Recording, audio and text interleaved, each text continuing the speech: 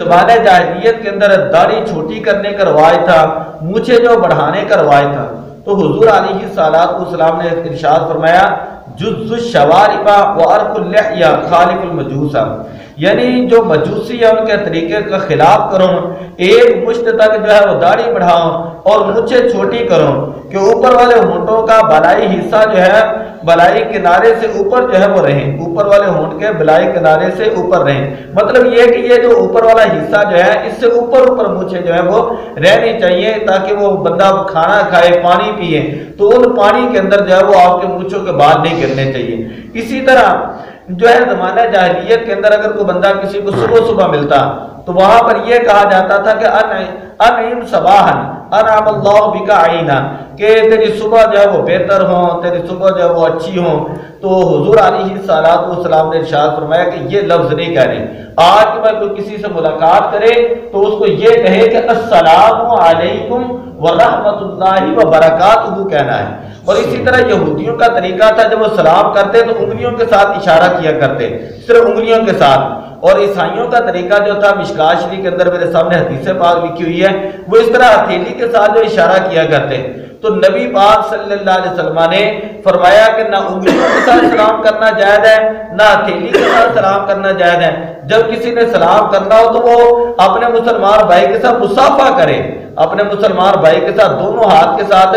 مصافحہ فرمائے۔ اور حضور علیہ السلام نے فرمایا جب تک اس کے ہاتھ اس کے مسلمان بھائی کے ہاتھ میں ہوں گے اور وہ حرکت دے گا، اللہ تعالیٰ دونوں کے گناہوں کو ان کے جسموں سے دور کر دے گا۔ سبحان اللہ۔ تو مطلب یہ ہے کہ اور بہت ساری چیزیں ہیں کہ مسلمانوں کا اپنا چال چلن ہے، مسلمانوں کا اپنا بیٹھنا اٹھنا ہے۔ جب اللہ کا قرآن یہ کہتا ہے یا ایھا الذین آمنوا ادخلوا فی السلم کافہ، اے ایمان والو اسلام کے اندر پورے داخل ہو جاؤ۔ وَمَن یبتغی غیر الاسلام دینا فلن یقبل منہ، جو بندہ اسلام کے علاوہ کوئی دین اختیار کرتا ہو،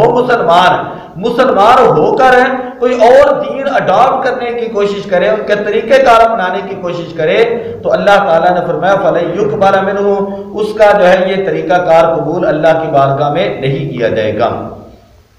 اسی طرح اسلام نے عورتوں کے بارے میں یہ حکم ارشاد فرمایا، مردوں کے بارے میں یہ حکم ارشاد فرمایا۔ پہلے مردوں کو یہ حکم دیا کہ سب سے پہلے اپنی نگاہ کی حفاظت کریں، اپنی نگاہ کی حفاظت فرمائیں۔ قُل لِّلْمُؤْمِنِينَ يَغُضُّوا مِنْ أَبْصَارِهِمْ وَيَحْفَظُوا فُرُوجَهُمْ، اور اپنی شرمگاہوں کی حفاظت کریں۔ اسی طرح عورتوں کو یہ حکم دیا قُل لِّلْمُؤْمِنَاتِ يَغْضُضْنَ مِنْ أَبْصَارِهِنَّ وَيَحْفَظْنَ فُرُوجَهُنَّ وَلَا يُبْدِينَ زِينَتَهُنَّ إِلَّا مَا ظَهَرَ مِنْهَا، کہ وہ اپنی زیب و زینت ظاہر نہ کریں، اپنی نگاہوں کی خواتین حفاظت کریں، اپنی شرمگاہوں کی حفاظت کریں۔ اعلیٰ حضرت رحمۃ اللہ تعالیٰ علیہ فرماتے ہیں اگر اللہ تعالیٰ کسی کو ولی بناتا ہے نا تو سب سے پہلے جو ہے اللہ تعالیٰ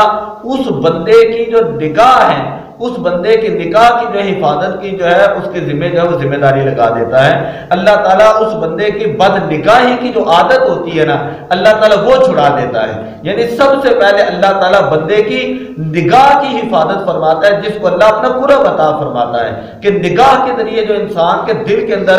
گناہ جو ہے وہ پیدا ہوتے ہیں اور وسوسے پیدا ہوتے ہیں۔ سبحان اللہ۔ خیر اس کے علاوہ اور بہت ساری چیزیں ہیں۔ اب دیکھیں کہ حضور علیہ السلام کی بارگاہ میں ایک شخص آیا، ابھی میں پڑھ رہا تھا کہ اس نے عرض کی یا رسول اللہ، حضرت ابو امامہ رضی اللہ تعالیٰ عنہ راوی ہیں، اس نے آ کر عرض کی یا رسول اللہ میری بدکاری کی عادت ہے، زنا کاری کی میری عادت ہے، یہ میری عادت چھوٹتی نہیں ہے، تو آپ کوئی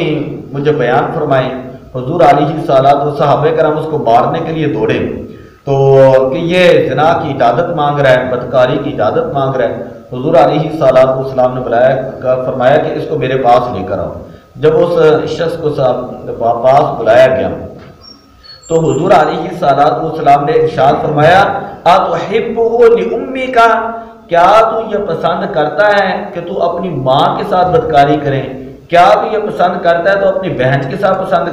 یہ بدکاری کریں؟ اس نے عرض کی یا رسول اللہ میں نہیں پسند کرتا۔ فرمایا اگر تو نہیں نہ پسند کرتا تو وَلَلنَّاسُ يُحِبُّونَهُ لِأُمَّهَاتِهِمْ، تو لوگ بھی یہ پسند نہیں کرتے کہ ان کی ماؤں کے ساتھ بدکاری کی جائے، ان کی بہنوں کے ساتھ جو بدکاری کی جائے۔ یعنی تربیت کا انداز کیا تھا؟ پھر وہ رونے لگے صحابی، حضور علیہ السلام کی بارگاہ میں عرض کرنے لگے یا رسول اللہ دعا فرمائیں اللہ تعالیٰ میری اس عادت کو دور کر دے۔ تو حضور علیہ السلام نے یہ لفظ بیان کیے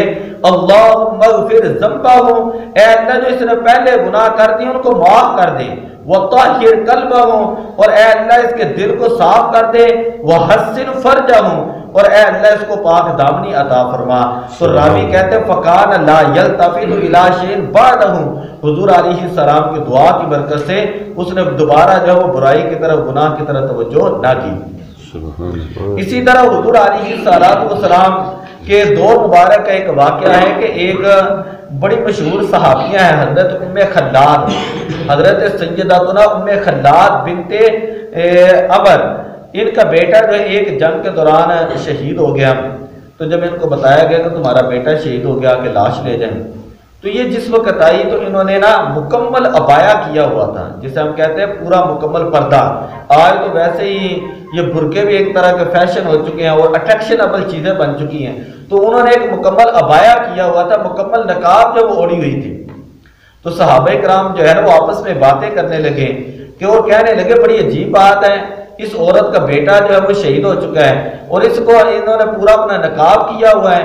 اور اس حالت کے اندر تو بندے کو ہوش ہی جو ہے نہیں رہتا، کسی قسم کا ہوش باقی نہیں رہتا، لیکن اس کے باوجود انہوں نے نقاب کیا ہوا ہے۔ تو آپ رضی اللہ تعالیٰ عنہ نے فرمایا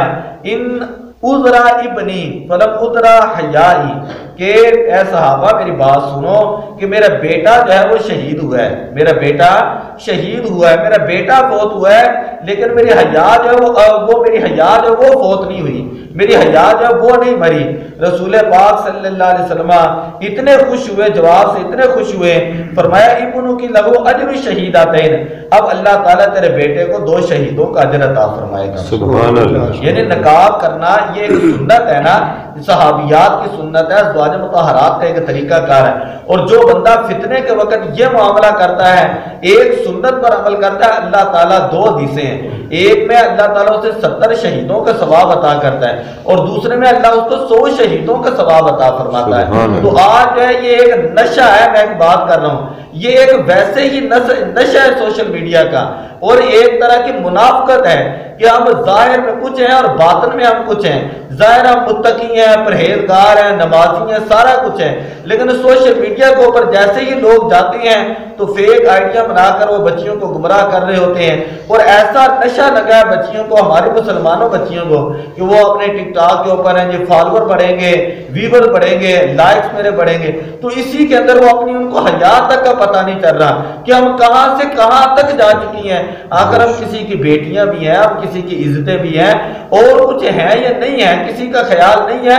تو صرف یہ سوچنے کہ ہم ایک مسلمان کی بیٹیاں ہیں، ہم ایک مسلمانوں کی بیٹیاں ہیں۔ اور بہت باتیں ہم کرنے والی علامہ اقبال علیہ الرحمہ نے اپنی پوری نظم لکھی ہے، اور اس نظم کے اندر انہوں نے ایک شعر لکھا کہ اد گلابی لذت ایما بجوں گرج باشد حافظ قرآن بجوں، جب بندہ کسی کا غلام ہو جاتا ہے نا تو اس وقت اس کے دل کے اندر ایمان کی لذت نہیں رہتی، اگرچہ وہ قرآن پاک کا حافظ ہی کیوں نہ ہو۔ یعنی ہم مسلمانوں کے بچے بچیاں انگریزوں کے جب غلام ہو چکے ہیں تو ان کو کیا پتا کہ اسلام ہوتا کیا ہے، جب اسلام سیکھنا ہی نہیں، اسلام پر عمل ہی نہیں کرنا، اور اسلام کو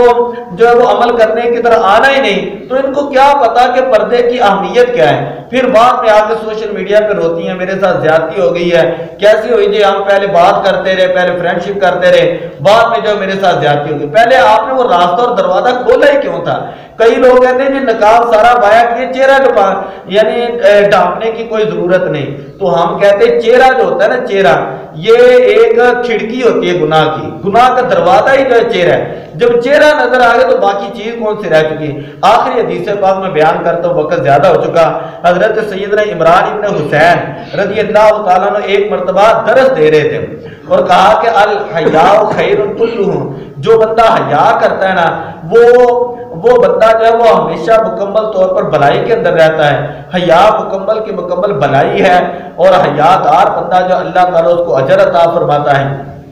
ایک شخص کھڑا ہوا اس نے کہا کہ میں نے فلسفے کے اندر یہ پڑھا ہے، ہماری کتابوں کے اندر یہ چیز موجود ہے کہ جب بندہ حیا کرتا ہے اس کو فائدہ تو ہوتا ہے لیکن وہ اپنا نقصان بھی بہت زیادہ کر لیتا ہے۔ تو حضرت عمران ابن حسین رضی اللہ تعالیٰ عنہ فغاضب عمران، حضرت عمران آپ غصے کے اندر آگے، حتی احمرتا عیناہ،